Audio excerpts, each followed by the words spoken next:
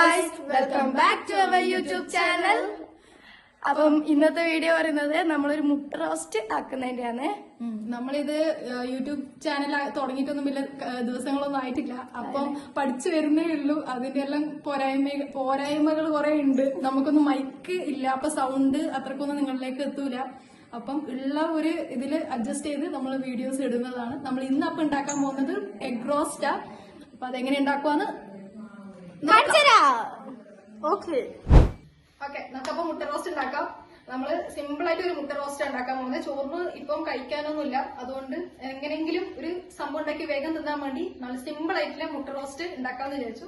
അപ്പൊ അതെങ്ങനെ ഉണ്ടാക്കുന്നത് നോക്കാം. അപ്പൊ നമ്മൾ 4 മുട്ടയാണ് എടുത്തിട്ടില്ലേ, ഇനി ഇതിന്റെ തോട് കളിച്ച് വെക്കണം.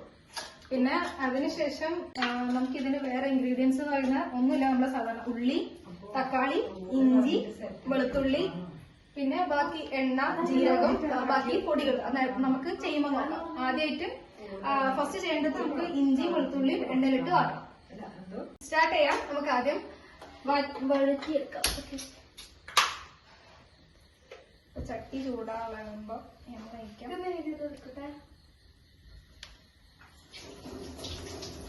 ഏറ്റവും സിമ്പിൾ ആയിട്ട് നമുക്ക് ഇത് എങ്ങനെ ഉണ്ടാക്കുക എന്നുള്ള റെസിപ്പിയാ. ഇത് ആർക്കും ആണെങ്കിലും ഇങ്ങനെ ഒരു 5-10 മിനിറ്റുള്ളിൽ ഉണ്ടാക്കിയെടുക്കാം. എല്ലാം നേരത്തെ മുറിച്ചിട്ട് വെക്കുവാണെങ്കിൽ. എണ്ണ ചൂടാവുമ്പം ഇതൊന്ന് വാട്ടിയെടുക്കാം. ഇഞ്ചി, വെളുത്തുള്ളി ഇട്ട് നല്ലോണം ഇളക്കാം. അതിനി ലേശം ഒന്ന് ബ്രൗൺ ആയി വരണം. അപ്പൊ നമുക്ക് പെരിഞ്ചീരകം ഇട്ട് നല്ലോണം ഒന്ന് വഴറ്റിയെടുക്കാം. എണ്ണ കുറവാണെന്നുണ്ടെങ്കിൽ കുറച്ചും കൂടി എണ്ണ വയ്ക്കാം.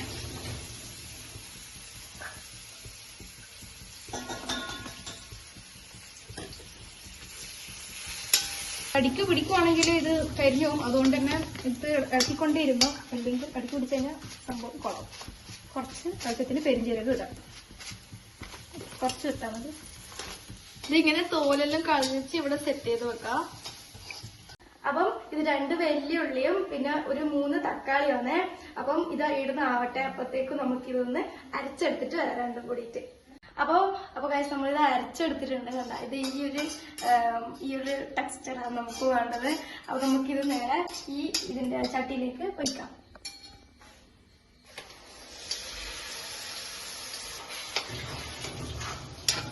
ഒരിടയ്ക്ക് നമ്മൾ ഇങ്ങനെ മുറിക്കുന്നത് നല്ലതല്ലേ. എന്തായാലും ചോറിന്റെ കൂടെ എല്ലാം കൂട്ടിക്കോളും.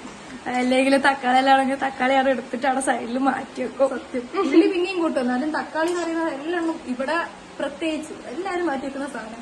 എല്ലാരും കൂട്ടിക്കോളും. അതന്നെ, തക്കാളി ചട്നിയെല്ലാം ദോശക്ക് ഇങ്ങനെ കൂട്ടിട്ട് നിന്ന പോലെ ജാറിൽ അരക്കുമ്പോൾ നമ്മൾ തക്കാളിയാണെന്ന് തോന്നൂല.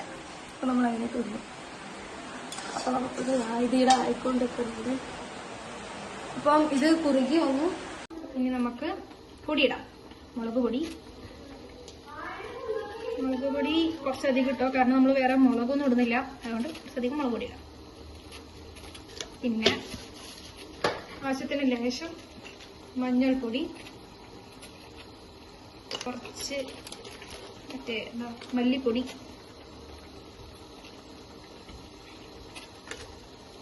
എല്ലാ ആവശ്യത്തിന് ചേർത്തത്. പിന്നെ കുറച്ച് കുരുമുളക് പൊടി.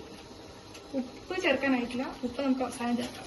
ഇത് നല്ല വെള്ളമായിട്ടല്ലേ ഉള്ളത്. അപ്പൊ ഇത് നല്ലോണം കുറുകി നല്ല ടേസ്റ്റ് പോലെ ആവണം. അപ്പൊ അത്ര വരെ നമുക്ക് വെയിറ്റ് ചെയ്യാം. അപ്പൊ ഇത് ഏകദേശം കുറുകി വന്നിട്ടുണ്ട്. അപ്പം ഇതിന്റെ വെള്ളം ഓൾമോസ്റ്റ് പോയി കഴിഞ്ഞാല് അടുത്തൊരു സംഭവം വയ്ക്കണം. ഇതെന്ന് വെച്ചാൽ നമ്മള് തേയില ചായപ്പൊടി വെള്ളം ആക്കിയിട്ട് അതിന്റെ ചായപ്പൊടിയിൽ അരിച്ച് കളഞ്ഞിട്ട് അതിന്റെ ബാക്കി വരുന്ന വെള്ളം ഒരു ലേശം ആഡ് ചെയ്ത് കൊടുക്കുക. എന്ന് വെച്ച് കഴിഞ്ഞാൽ കുറച്ചൊരു ഡാർക്ക് കളർ അതിന് കിട്ടും. അതിന് വേണ്ടിയിട്ടാണ് വെച്ച് കൊടുക്കുന്നത്. അപ്പൊ നമുക്കത് വയ്ക്കാം.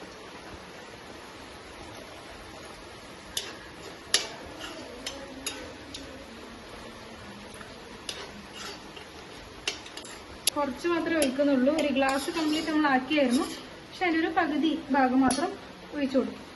ഇനി ആണ് നമുക്ക് ആവശ്യത്തിന് വേണ്ടിയിട്ടുള്ള ഉപ്പ് നമ്മൾ ആഡ് ചെയ്യുന്നത്. നേരത്തെ ബാക്കി പൊടികളെല്ലാം ഇട്ടായിരുന്നു, പക്ഷെ ഉപ്പ് ഇട്ടിട്ടുണ്ടായില്ല. അപ്പൊ നമുക്കിപ്പോൾ ആവശ്യത്തിന് ഉപ്പിടാം. നമ്മൾ മുട്ട പുഴുങ്ങി വെച്ചതാ. നമുക്ക് ചെറിയ ചെറിയ സ്ക്വയർ ആയിട്ട് മുറിച്ചെടുക്കാം. നിങ്ങൾക്ക് ആവശ്യത്തിനുള്ള നിങ്ങൾക്ക് വേണ്ടുന്ന സൈസിനനുസരിച്ച് മുറിക്കാം. നമുക്കിവിടെ 5 പേരുള്ളതുകൊണ്ട് അത്യാവശ്യം എല്ലാവർക്കും നല്ലോണം മുട്ട വേണം. അതുകൊണ്ട് ഇത്ര കുഞ്ഞായിട്ട് മുറിക്കുന്നത്. അതുകൊണ്ട് ചെറുതായിട്ട് മുറിച്ചു. കുറച്ച് കരിയാപ്പിലയും കുറച്ച് മല്ലിച്ചപ്പും മുട്ടയും ഇടും. കരിയാപ്പിലയും നമ്മളിങ്ങനെ എപ്പോഴും ഫുഡിൽ നിന്ന് എടുത്ത് മാറ്റുന്നുണ്ട്. നമ്മളിതും കുഞ്ഞു കുഞ്ഞായിട്ട് അരിഞ്ഞിട്ടാണ് മുറിച്ചിട്ട് കുഞ്ഞുമെങ്കിൽ എടുത്ത് മാറ്റില്ല. മുട്ട ഇട്ടതിന് ശേഷം നമ്മൾ ഇളക്കുന്നില്ല. വെറുതെ ആ മസാല എല്ലാം അതിന്റെ മേലെ ഒന്ന് കവർ ചെയ്ത് വെച്ച് ഒരു 2 മിനിറ്റ് ഒന്ന് വെക്കാം. അതിനുശേഷം ഓഫാക്കാം. നമ്മുടെ സാധനം റെഡി.